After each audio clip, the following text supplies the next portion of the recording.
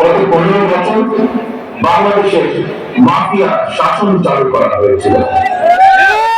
দেশে বিদেশে পলাতক স্বৈরাচার বিনাভোটের সেই সরকারের পরিচয় হয়ে উঠেছিল গঠন of the mafia, by the mafia, for the mafia.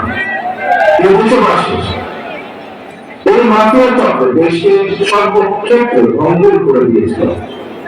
দেশকে সম্পূর্ণ আমদানি নির্ভর, ঋণ নির্ভর এবং পরনির্ভরশীল রাষ্ট্রে পরিণত করেছে। মাফিয়া চক্র দেশের ব্যাংকগুলোকে পর্যন্ত দেউলিয়া করে দিয়েছিল। গত 2 দশকে দেশ থেকে প্রায় 17 লক্ষ কোটি টাকার বেশি পাচার হয়ে গিয়েছে। 5ই আগস্টে কথিত স্বৈরাচারের দুর্বল দুর্নীতি আর লুটপাটের কারণে বাংলাদেশের বৈদেশিক ঋণ বর্তমানে $100 বিলিয়ন বেশি ছাড়িয়েছে। বাংলাদেশে আজ যে শিশুটি জন্ম নিয়েছে কোন কারণ ছাড়াই, সেই নিষ্পাপ শিশুটির মাথা পিছু ঋণ কমপক্ষে 2 লক্ষ টাকা। ভাই বোনেরা, মাফিয়া চক্র দেশকে শুধু অর্থনৈতিক ভাবে ভঙ্গুর করে দেয়, দেশের আর্থসামাজিক, সাংস্কৃতিক এবং রাজনৈতিক রীতিনীতিকে ধ্বংস করে দিয়েছে। প্রতিটি সাংবিধানিক এবং বিধিবদ্ধ প্রতিষ্ঠান অকার্যকর করে ফেলা হয়েছে। বিচার বিভাগকেই ফ্যাসিবাদের সূতিকাগারে পরিণত করা হয়েছিল। একটি রাষ্ট্র কতটা সভ্য এবং গণতান্ত্রিক সেটি দেশের আইন শৃঙ্খলা বাহিনীর আচরণে স্পষ্ট হয়ে ওঠে। কিন্তু মাফিয়া চক্র দলীয় স্বার্থে ব্যবহার করতে গিয়ে দেশের আইন শৃঙ্খলা বাহিনীকে সম্পূর্ণ বিপর্যস্ত করে দিয়েছে। গণতন্ত্রকামী ভাই ও বোনেরা, অন্যায়, অনিয়ম আর অরাজকতার বিরুদ্ধে গণবিস্ফোরণ মাফিয়া চক্রের প্রভাব দেশ ছেড়ে পালানোর পর দেশে মাফিয়া শাসন শোষণের অবসান ঘটেছে। অতীত স্বৈরাচারের পলায়নের মধ্যে দিয়ে একটি গণতান্ত্রিক মানবিক বাংলাদেশ গড়ার পথে প্রধান বাধা হয়তো দূর হয়েছে, তবে বাধা দূর হলেও মাফিয়া চক্রে রেখে যাওয়া 15 বছরের জঞ্জাল কিন্তু এখনো দূর হয়নি।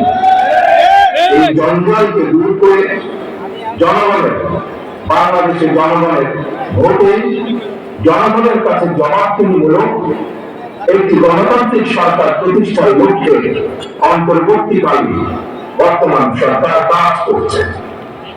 তবে মাফিয়া চক্রের প্রধান দেশ ছেড়ে পালানো, মাফিয়া চক্রের বেনিফিশিয়ারি অপশক্তি প্রশাসনের ভেতরে থেকে কিংবা রাজনীতির ছদ্মবেশে অন্তর্বর্তীকালীন সরকারকে চ্যালেঞ্জ ছুঁড়ে দেওয়ার অপচেষ্টা কিন্তু অব্যাহত রেখেছে। প্রিয় দেশবাসী, ভাই ও বোনেরা, বর্তমান অন্তর্বর্তীকালীন সরকার হাজারো শহীদের রক্তের বিনিময় লক্ষ কোটি জনতা গণ অভ্যুত্থানের ফসল।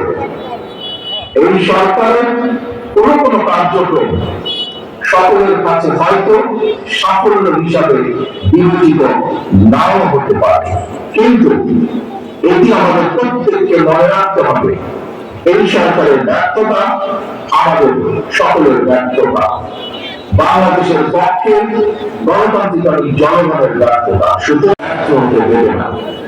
তবে অন্তর্বর্তীকালীন সরকার যাতে নিজেরাই নিজেদের ব্যর্থতার কারণ না হয়ে দাঁড়ায়, সে ব্যাপারে তাদেরকেও সতর্ক থাকতে হবে।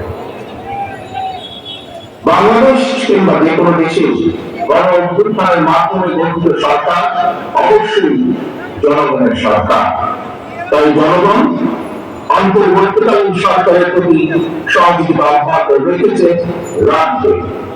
তবে কোন এক পর্যায়ে অন্তর্বর্তীকালীন সরকারের জবাবদিহিতা কিন্তু নির্বাচিত সংসদের মাধ্যমে নিশ্চিত করা হয়।